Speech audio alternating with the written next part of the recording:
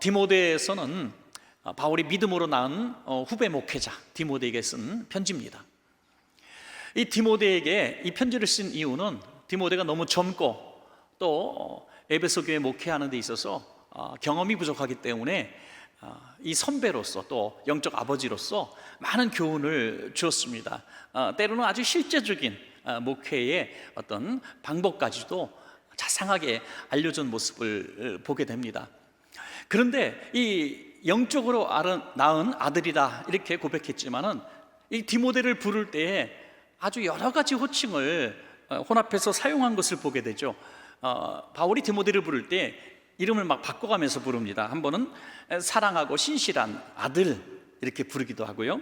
또 어떨 때는 너는 나와 마음을 같이 한 자다라고 부르기도 하고, 어떨 때는 너는 나의 동역자야, 또 어떨 때는 너는 하나님의 일꾼이야, 또 어떨 때는 너는 그리스도의 종이야 이렇게 말씀하셨습니다. 틀린 말은 하나도 없죠. 그런데 오늘 본문에서 아주 특별한 호칭을 사용하고 있습니다. 이것은 신약에서 아주 드문 모습입니다. 그게 뭡니까? 너 하나님의 사람아 라고 하는 거죠. 이 호칭은 아주 특별했어요. 왜냐하면 구약시대에 그것도 아주 위대한 종들에게만 붙였던 호칭이기 때문이죠. 이를테면 다윗, 모세, 엘리야, 엘리사, 이 정도 사람이 되어야만 하나님의 사람이라는 호칭을 붙여줬거든요. 굉장히 영광스러운 호칭입니다. 그래서 여러분, 더 놀라운 것은 이 디모데에게 붙였던 이 호칭이 거기서 끝나는 것이 아니라 이후에 신약시대에 와서 너는 하나님의 사람이다 이렇게 호칭을 받게 된 사람이 누구냐? 예수를 구주로 고백한 모든 그리스도인들이 이 호칭을 받게 된 줄로 믿습니다. 여러분, 구약의 그 위대한 인물들, 또 디모데가 받았던 그 호칭, 오늘 이 신약시대를 살아가는 저와 여러분, 예수를 구주로 고백한 저와 여러분 모두에게 주신 동일한 호칭입니다. 여러분, 얼마나 감격스러운 호칭입니까? 그러므로 우리는 이 자랑스럽게 이 생각을 하며 살아야 합니다. 이 초대교회 성도들이 바로 이 호칭 때문에 나는 이 땅에서 살아가고 있지만 나는 하나님께 속한 하나님의 자녀다, 이 믿음을 갖고 살았기 때문에 그 많은 박해를 견디고 또 순교하면서까지 믿음을 지켰던 것이죠. 여러분, 오늘 저와 여러분이 하나님의 자녀라고 하는, 너 하나님의 사람아라는 이 호칭을 받게 된 것은 바로 예수 그리스도께서 우리를 세상에서 구원하시고 우리를 사셨기 때문에, 우리가 세상에 속했던 사람이었지만 예수님께서 우리를 위해 죽으심으로 대속의 핏값을 우리를 사셨기 때문에 우리 소유권이 넘어간 거예요. 그래서 전에는 세상 사람이었고 마귀의 종이었는데 이제 예수님의 희생으로 말미암아 우리는 하나님께 속한 하나님의 사람이 된 것이죠.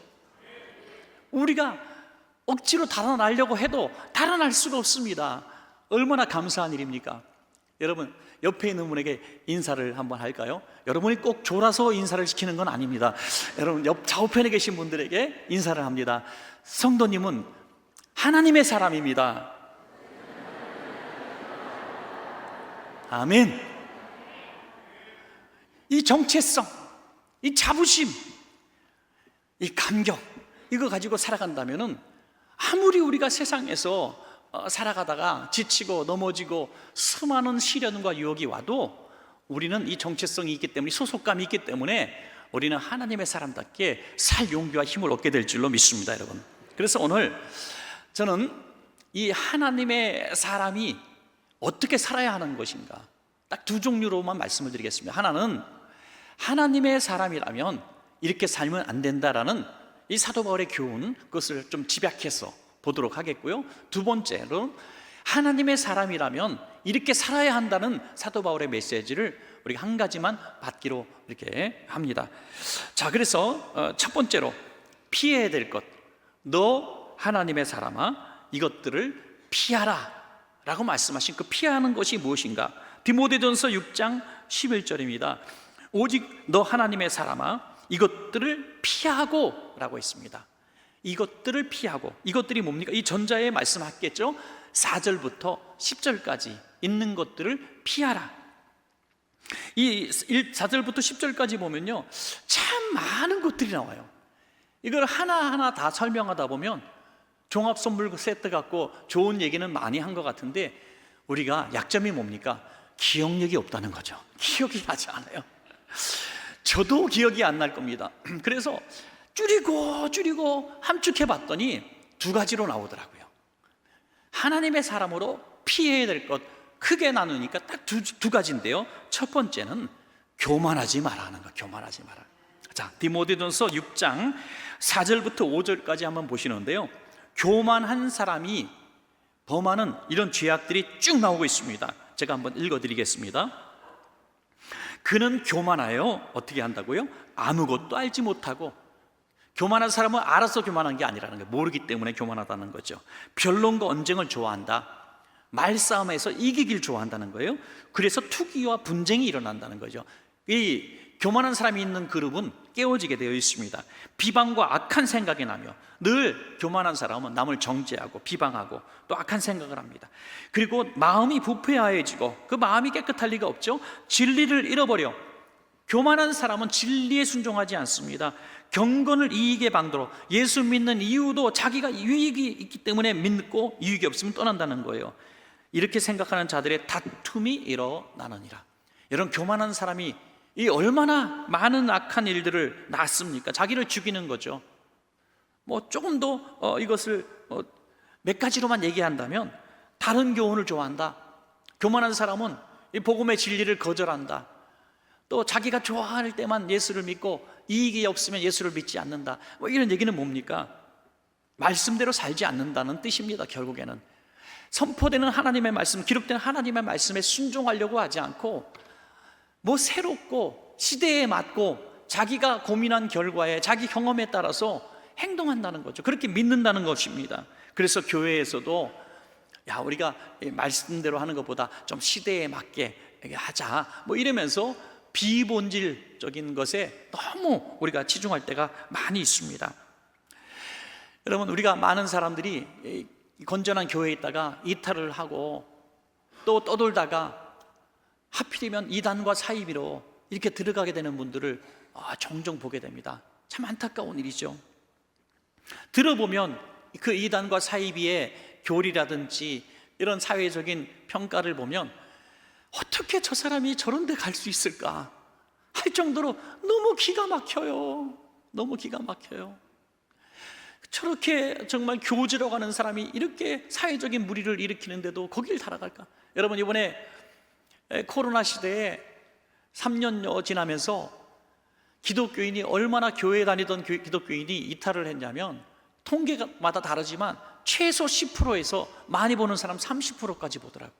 교회를 뜨문뜨문 나왔던 사람 말하고 있는 것이죠. 물론 열심히 나왔던 사람은 그대로 다 나오고 있습니다만은 뜨문뜨문 나왔던 사람, 그래서 3년 동안 이 10%에서 30% 나와요.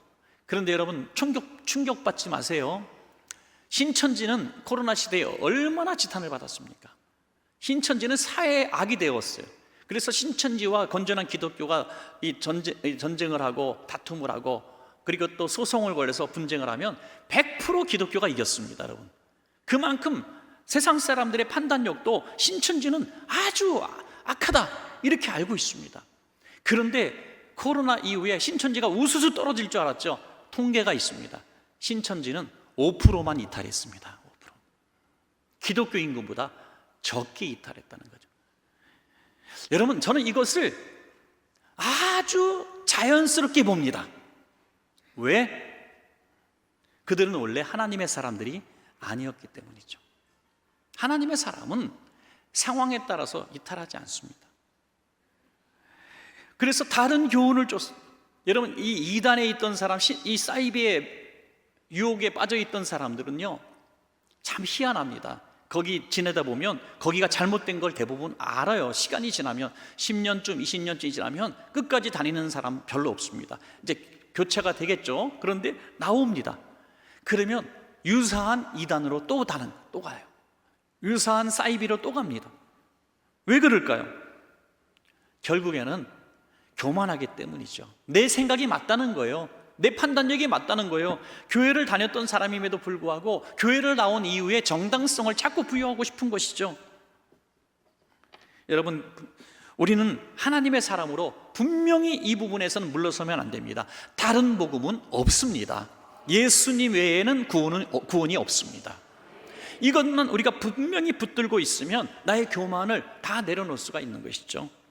또한 변론과 언쟁을 좋아해요.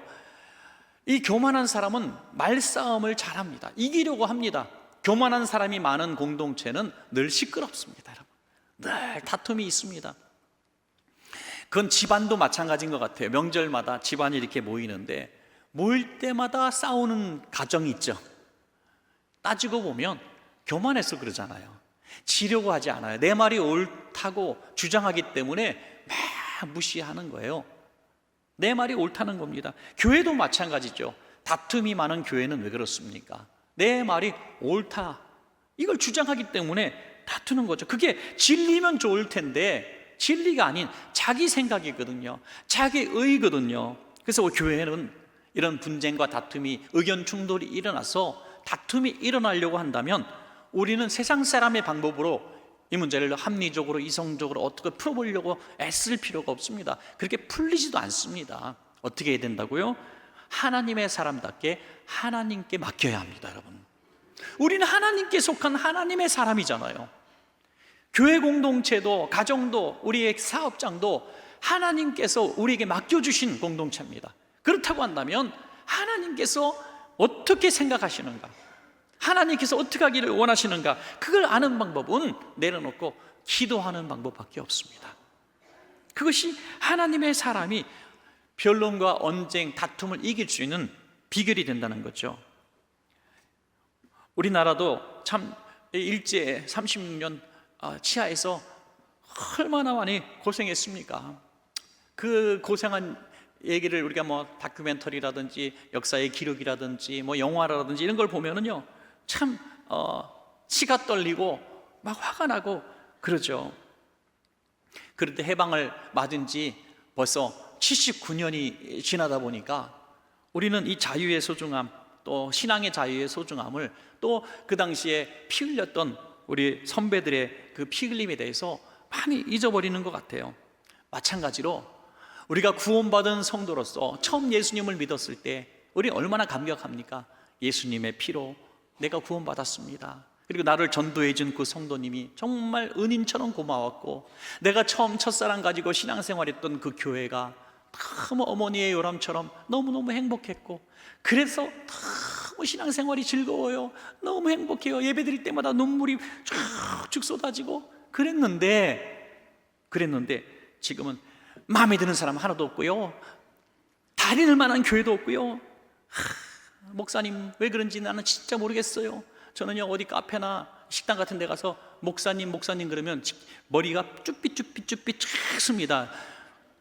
좋은 얘기 별로 안 하거든요. 우리 목사님 왜 그런지 모르겠어. 아이고, 우리 교회 장로님들은 왜 그래. 우리 권사님, 아유, 권사님은 교회도 안 옮겨 막 그런데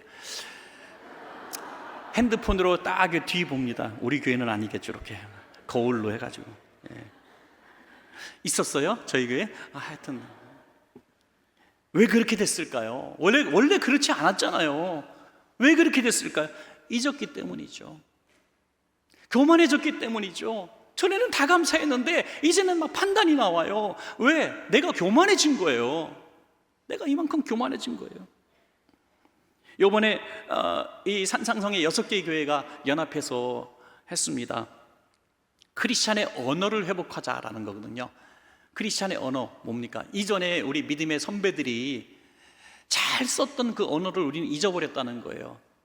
우리 옛날에 성도님들, 뭐 옛날 얘기 할 나이도 아닙니다. 새파랗게 저는 젊은 청년이기 때문에 그 옛날 얘기는 할 건 아니지만, 우리 오래전에 우리 성도님들 그 어려운 환경 가운데서도 예배당에 오고 교회 오면요, 정말 좋은 얘기를 많이 했던 것 같아요.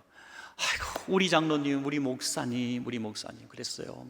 우리 목사님 공부를 못하고 외모가 그래도 우리 목사님 말씀 좋다고 이렇게 막 사랑했어요. 김치도 막 하고, 저 김치 해달라는 얘기는 아닙니다. 하여튼 막 그렇게 달걀 삶아서 드리기도 하고 그냥 가족 같았잖아요. 그러면 성도가 아프면 또 목사님은 막 맨발로 뛰어나가고 막 신방 가고 그랬던 때가 있었잖아요. 그때 우리가 제일 많이 썼던 말이 뭡니까? 감사해요. 은혜 받았어요. 성령 받았어요. 하나님 나라 가고 싶어요. 정말 당신 때문에 고맙습니다. 이런 말들을 많이 썼잖아요. 그걸 잊어버렸다는 거예요. 왜? 너무 세월이 지나고 신앙생활의 연조가 더해지니까 그렇게 됐는데, 그렇게 된 이유가 뭐냐? 그 원인이 뭐냐? 찾아내자는 거예요. 결국에는 그건 내 교만 때문이다 이거죠. 여러분, 분명히 하나님의 사람답게 살지 못하게 하는 가장 강력한 마귀가 준 무기가 당연한 것처럼, 옳은 것처럼 여기지만 옳은 게 당연한 게 아닙니다. 내가 교만했기 때문에 일어나는 일들입니다. 이걸 정체를 발견하고 빨리 버리실 때 하나님의 사람답게 살 줄로 믿습니다. 여러분, 두 번째는 뭐냐면 물질을 사랑하지 마라 라고 말씀하고 있습니다. 6절부터 10절까지 계속해서 너희가 하나님의 사람이라면 물질을 사랑하지 말라 이렇게 말씀하고 있어요. 여러분, 사랑하는 것과 좋아하는 것은 달라요. 여러분이 저한테 한번 물어보십시오. 문 목사, 당신은 물질 그러면 싫어하냐? 천만의 말씀이요. 저 물질 좋아합니다. 돈 좋아합니다. 그래서 이 돈이 좋은 일에 쓴 많은, 돈이 있으면 할 수 있는 많은 일들이 있어요. 그러니까 돈이 있으면 참 좋습니다. 세상 편하게 살 수 있습니다. 그런데 좋아하는 것과 사랑하는 것은 다른 거예요. 사랑은 아니에요. 돈은 좋아하지만 사랑하는 건 달라요. 여러분, 취미도 우리는 좋아하잖아요. 장기도 바둑도 좋아하고요. 또 여러분들 등산도 좋아하고, 그리고 또 여러분 어디 가서 여름 휴가 해외 나가는 것도 좋아하지만 그걸 사랑하는 건 아니잖아요. 그게 가족보다 소중합니까? 여러분의 생명보다 소중합니까? 그런 건 아니잖아요. 좋아하는 거죠. 그런데 여러분, 놀랍게도 세상에 속한 사람은 물질을 좋아하는 것을 넘어서 사랑하니까 문제가 생긴 거예요. 우리 장로님도 기도하셨지만 밤에 행하던 일들이 낮에 막 행하게 되는 이유는 다 돈 때문이에요. 돈 때문에 사람을 죽이고요, 돈 때문에 사기를 치고요, 돈 때문에 부모를 거역하고, 돈 때문에 자식을 버립니다. 얼마나 악한 세상인지 길거리 가는 아이를 붙들고 그냥 위궤를 해가지고 장기를 파는 사람이 있었대요. 여러분, 이게 말이 됩니까? 말이 됩니까?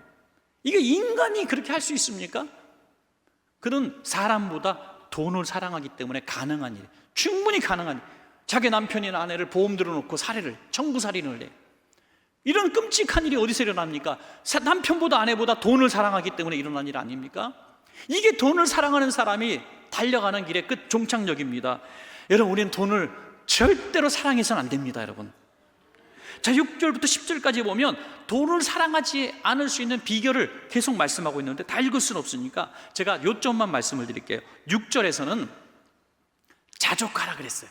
있는 것으로 만족할 때 돈을 사랑하지 않을 수 있다. 7절에 보면 우리가 세상에 올 때 아무것도 가지고 오지 않았다라고 말합니다. 올 때 아무것도 안 갖고 왔는데 본전이 어디 있습니까? 아무것도 없는 게 본전인데, 그렇죠? 잃어버린 거 생각하지 마십시오. 지금 있는 것만 가지고도 우리는 본전을 넘어서 가지고 있는 거예요. 버는 거예요, 여러분. 8절에 보니까 먹을 것과 입을 것만 있으면 족한 줄로 알라. 할렐루야. 이렇게 먹는 거 세끼 먹으면서도 하나님 감사합니다 하고 먹을 수 있는 사람은 돈을 사랑하지 않을 수가 있다는 거죠. 9절에 보니까 부하려 하는 자들은 파멸과 멸망에 빠진다.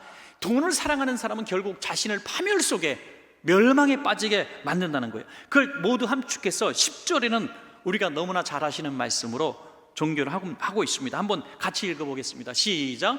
돈을 사랑함이 일만하게 뿌리가 되나니 이것을 탐내는 자들은 미혹을 받아 믿음에서 떠나 많은 근심으로써 자기를 찔러도다. 한 율법사가 내가 어떻게 해야 구원을 받겠습니까? 라고 왔는데 결국 하나님 사랑, 이웃 사랑에 대해서 말씀하셨죠. 그러니까 저는 하나님 사랑, 이웃 사랑 했습니다 라고 얘기합니다. 율법을 지켰습니다. 예수님께서 하신 비유가 뭡니까? 선한 사마리아인의 비유를 드시지 않습니까? 제사장도 레위인도 믿는다고 하는 사람들이 그냥 다 돌아갔어요. 도와주지 않았어요. 도와주지 않은 이유는 뭡니까? 여러 가지 만가지 핑계를 댔지만 결국 하나입니다. 자기가 손해보고 싶지 않아서입니다. 자기 물질적으로 또 자기 목숨을 구하기 위해서 그냥 간 것이죠. 그러나 사마리아 사람은 목숨을 걸었습니다. 이 사람 살리려고. 그리고 자기가 가진 모든 것들을 다 부었습니다. 모자라면 돌아와서 돈을 벌고 와서 그 돈을 주겠다고 했습니다. 모든 것을 다 내려놓는 거예요. 누가 돈을 사랑하는 사람이 되었습니까? 하나님을 사랑한다는 제쌍과 요즘 말로 목사님, 교회의 중직자들이 자기가 손해보지 않기 위해서 한 영혼을 사랑하지 않았습니다. 이것은 내가 어떻게 영생을 얻으리까라는 질문에 대답이 되는 것입니다. 사랑하는 여러분, 하나님의 사람은 말로만 직분자가 아니라, 말로만 하나님을 사랑하는 사람이 아니라 하나님과 이웃을 위하여 내 생명도 내 물질도 내어놓을 수 있어야 구원받은 사람이 되는 것입니다. 너무나 명쾌한 말씀인데 우리는 어릴 때부터 장로교 교리를 잘 배워서 믿음으로 구원받습니다 라는 것만 너무 믿는 거예요. 믿음의 행위에 대해서는 생각지 않고 마음으로만 믿으면 구원받는다는 착각에 빠지게 되는 것이죠. 여러분, 물질을 사랑하는 사람은 절대로 구원받을 수가 없습니다. 여러분, 무서운 얘기잖아요. 물질을 좋아하는 것은 어쩔 수 없지만 물질을 하나님보다, 물질을 이웃보다 사랑하지 마십시오, 여러분. 그러면 결국 나는 믿음에서 떠나게 된다고 말씀하고 있습니다. 나를 찔러서 근심케 하게 된다고 말씀하고 있습니다. 돈 때문에 죽기도 하고 살기도 한다고 하는 것이죠. 물질 사랑의 결과인 것입니다. 우리는 세상에 속한 사람이 아니라 하나님의 사람이기 때문에 물질을 다스리는 귀한 성도님들 다 되시기를 간절히 축원합니다. 자, 마지막으로 그러면 우리는 하나님의 사람으로 어떻게 살아야 하는가? 하나님 사람답게 사는 방법 하나만 말씀을 드리겠습니다. 둘째로, 너 하나님의 사람아, 믿음의 선한 싸움을 싸우라. 따라합시다. 믿음의 선한 싸움.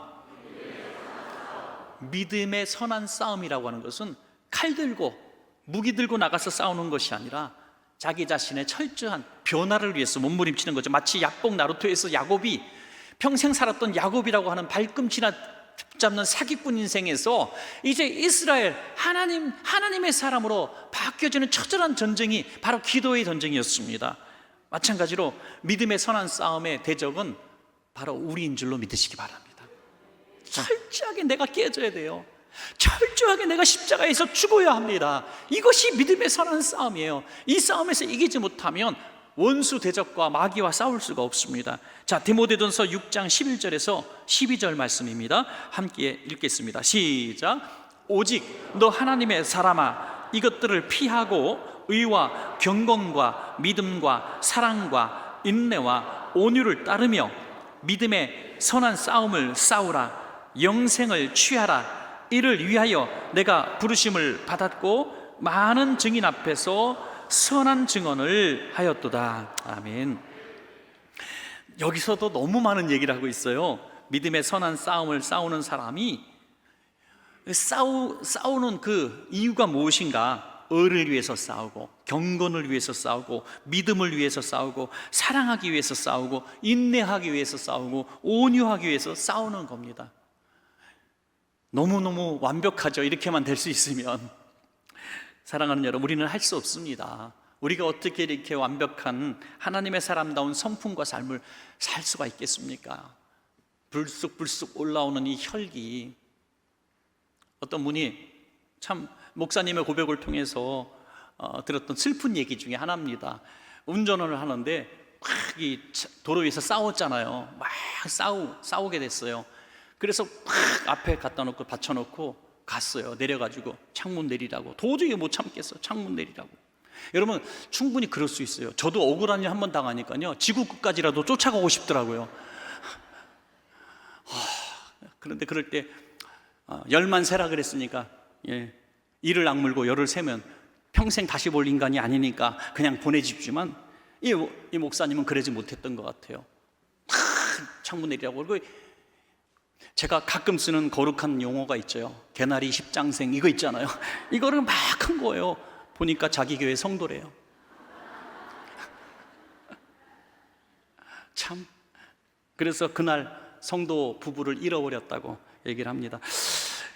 여러분, 누가 누구를 향해서 욕을 했는지가 중요한 게 아니죠. 성도가 목사님을 향해서 욕을 했는지, 목사가 성도를 향해서 욕을 했는지, 그게 중요한 건 아니죠. 누가 욕을 했더라도 결과는 마찬가지였을 겁니다. 우린 그런 종류예요. 목사라고요? 아이고, 목사가 무슨 경건한 사람입니까? 여러분, 교회 30년 다녔다고요? 어린 반푼어치도 없는 소리 하들들 마십시오. 우리는 다 냄새나는 인간이야. 사도 바울 같은 사람이 나는 죄인 중에 괴수라 그랬어요. 이 사망의 몸에서 나를 건져달라고 그랬어요. 우리는 절대로 하나님의 사람답게 살 힘이 없습니다. 인정하십시오, 여러분. 그렇다고 한다면 우리가 하나님의 사람답게 이렇게 살아갈 수 있는 비결이 뭐냐? 나는 죽고 예수로 사는 방법밖에 없는 거죠. 성령께서 온전히 내 안에 임재하여 주셔서 내 성품을 변화시켜 주시고 내 삶의 습관을 바꿔주시고, 그렇게 믿음의 이 선한 싸움을 통해서 승리할 때 얻게 되는 이 아름다운 성품이 되는 것입니다. 여러분, 그러면 놀라운 반전이 일어나죠. 내가 인간적인 세상 사람의 방법으로 세상 사람답게 정말 열심히 노력해서 얻지 못했던 것들을 하나님은 너무 쉽게 선물로 주실 수 있다는 거예요. 이 이스라엘 역사상 가장 위대한 카리스마 장렬하는 지도자 2명을 뽑으라면 여러분 틀리지 않을 겁니다. 첫째가 모세일 거고 두 번째가 다윗일 겁니다. 너무 다른 반론이 없을 거예요. 정말 대단한 리더십을 발휘한 카리스마 넘치는 두 지도자였습니다. 그런데 두 지도자가 받은 하나님의 평가는 이 세상 누구보다 온유한 사람이다라는 평가를 받았다는 거예요. 온유의 리더십이라는 거죠. 모세의 온유함은 세상 모든 사람보다 더 뛰어나다고 칭찬하셨고요. 다윗은 그 온유함이 성군이라는 별명을 가지게 될 만큼 온유한 사람이 되었습니다. 하나님의 사람의 성품이죠. 하나님 우리에게도 이 성품을 주시옵소서라고 하는 거죠. 자, 이렇게 하나님의 사람답게 성령으로 거듭난 성품을 갖게 되면 우리는 이 믿음의 사람이 되면 어떻게 되는가? 결론적으로 우리는 하나님의 사람답게 하나님의 사람이 아닌 사람들을 향해서 나아가게 되어 있는 거죠. 마가복음 2장에 보면요, 예수님께 중풍병자를 데려오는 이런 이야기가 나옵니다. 이 중풍병자는 믿음이 있는지 없는지 성경에 자세히 기록되지 않았습니다. 그런데 가버나움에 오셨을 때 그 집안에 들어갈 틈이 없을 때 이 침상채로 사람들이 끌고 와서 지붕을 뚫어가지고 예수님 발 앞에 내리는 거죠. 예수님이 욕하지 않으셨습니다. 책망하지 않으셨습니다. 예수님 하신 말씀이 뭘까요? 마가복음 2장 5절입니다. 예수께서 그들의 믿음을 보시고, 누구의 믿음이요? 그들의 믿음, 이 중풍병자를 데리고 온 그 침상을 들고 온 사람들의 믿음을 보시고 중풍병자에게 이르시되 작은 자야 내 죄 사함을 받았느니라. 데리고 온 사람들의 믿음, 데리고 온 사람들이 하나님의 사람이에요. 하나님의 사람이 누구냐? 믿음 없는 사람을 주님 앞으로 데려와 고치고 믿음 있게 만드는 사람이 하나님의 사람이다. 여러분, 세상의 사람은요, 세상으로 우리를 끌고 가려고 해요. 세상의 욕심, 망하는 파멸의 돼지우리로 우리를 끌고 가려고 합니다. 그러나 하나님의 사람은 하나님 품으로 데리고 오는 사람이 하나님의 사람이에요. 우리는 하나님의 사람답게 살았어요? 아니면 세상 사람처럼 살았습니까? 내가 누구를 어디로 데려갔느냐가 내 정체성의 증거입니다. 내가 세상에 속한 사람인가, 내가 하나님께 속한 사람인가, 증거입니다. 단 한 사람도 주님 앞으로 등록시키지 못했다면, 전도하지 못했다면, 그리고 좋은 시장, 좋은 물건 있는데 막 데리고 다녔다면 하나님의 사람이 아닐 수도 있지 않겠는가 하는 두려움이 있어야 된다는 거죠.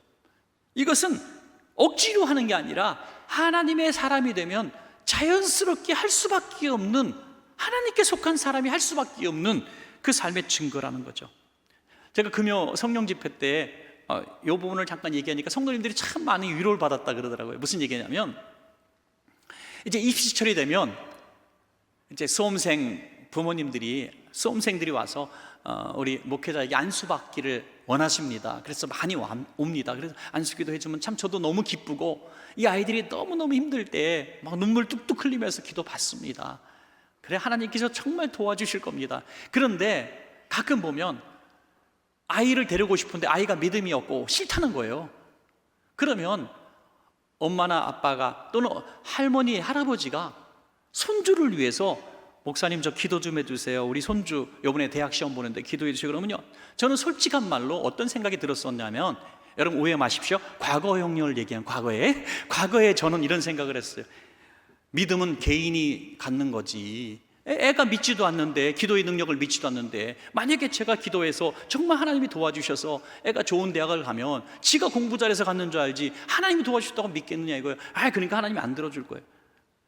그러니까 그런 직접 와서 기도받는 아이는 1분 기도하고, 엄마가 대신 받으면 20초만 기도하고, 이제 할머니가 와서 기도하면 10초, 이제 그리고 뜨겁기도 안 하고 살짝 얹었다가 뛰고. 조금 우스갯소리지만 제 솔직한 마음이었습니다. 왜? 기도를 할 때 믿음대로 될지어다 하는 게 제 신조였거든요. 그런데 그 당사자도 없는데 뭘 내가 무슨 기도를 열심히 하겠습니까? 그런데 목회를 하면서 또는 성경을 조금 더 알아가면서 제가 크게 잘못한 것을 깨달았던 거죠. 성경에 보니까요, 애는 믿음이 없는데 부모의 믿음으로 고침받은 이야기가 너무나 많은 거예요. 야이로는 딸의 믿음이 아닌 자기의 믿음으로 죽은 딸을 살렸어요. 놀랍지 않습니까? 가나안 여인, 즉 스로보닉의 여인도 주님 내가 부스러기까지도 구합니다라는 이 간절한 기대로 딸이 귀신에서 노임을 받습니다. 이 귀신 들린 아이의 아버지도 믿음도 없었는데 막 내게 믿음을 주셔서 그래가지고 이 아버지의 믿음 때문에 아들이 고침을 받습니다. 이 내 귀퉁이를 들고 중풍병자를 데려온 사람들의 믿음 때문에 중풍병자가 고침을 받았습니다. 저는 그래서 분명히 확신 있게 말씀을 드립니다. 하나님의 사람이 믿음으로 기도하면 그 기도를 받은 사람은 역사가 일어난다 하는 거죠. 누가 기도하느냐가 중요하다는 거예요. 우리가 하나님의 사람이 되어서, 믿음 있는 하나님의 사람이 되어서, 지금 비록 교회를 나오고 있지 않지만 나의 자녀를 위하여, 내 부모를 위하여, 내 사랑하는 형제자들의 자매의 병나음을 위하여 눈물로 기도하면, 내가 하나님의 사람이면 하나님께서 들으신다는 거예요. 기도하는 사람이 중요하다는 거예요. 여러분, 그렇습니다. 이게 위로가 돼야 됩니다. 여러분, 내가 하나님의 사람이 아니라서 내 자식이 아직 못 돌아오구나, 이 두려움도 느껴야 된다는 거죠. 지금도 하나님은 하나님의 사람만 보고 계세요. 하나님의 사람만 보고 계시는 거예요. 그래서 영혼 구원을 위한 기도, 하나님의 사람의 기도는 반드시 응답될 줄로 믿습니다. 여러분, 마지막으로 한 가지 더 생각할 것은, 우리가 하나님께 속한 하나님의 사람이라는 정체성은, 이것은 우리가 날마다 외쳐야 되는 겁니다. 여러분, 우리가 세상에서도 가끔 버림받는 이야기를 많이 듣습니다. 아무리 사랑해도 먼저 사별의 아픔을 줄 수도 있고요, 또 헤어짐의 아픔도 있을 수 있습니다. 또 그것뿐입니까? 요즘 시대는 부모가 자식을 버리고 자식도 부모를 버리는 시대입니다. 얼마나 자식과 담을 쌓고 사는 가정이 많은지 모르겠어요. 10년째 안 만나는 부모 자식도 있습니다. 이런 시대에 회사에서도 버림을 받을 때가 있고요, 이제 아무도 나를 찾지 않는 그런 날도 올 수가 있습니다. 그러나 여러분, 그런 날이 와도 이 나의 정체성, 소속감은 변하지 않습니다. 나는 하나님께 속한 하나님의 사람이라는 사실이죠. 두려워 떠는 백성들에게 이사야는 이 말씀을 주셨습니다. 이사야서 41장 10절에 두려워하지 말라, 내가 너와 함께함이라. 놀라지 말라, 나는 내 하나님이 됨이라. 내가 너를 굳세게 하리라. 참으로 너를 도와주리라. 참으로 나의 의로운 오른손으로 너를 붙들어 주리라. 아멘. 그런데 더 이상 우리가 세상을 향해서 기웃거릴 필요도 없고요, 세상에 속하려고 애쓸 필요도 없습니다. 우리는 가장 좋은 것을 이미 받았습니다. 이 세상에 살아갈 때에도 땅에서 살지만 하나님의 백성으로 하나님의 사람답게 살아가시다가 장차 저 영원한 하나님 나라에서 영원히 살 때에는 온전한 하나님의 사람으로 살 수 있는 복이 있기를 간절히 축원합니다.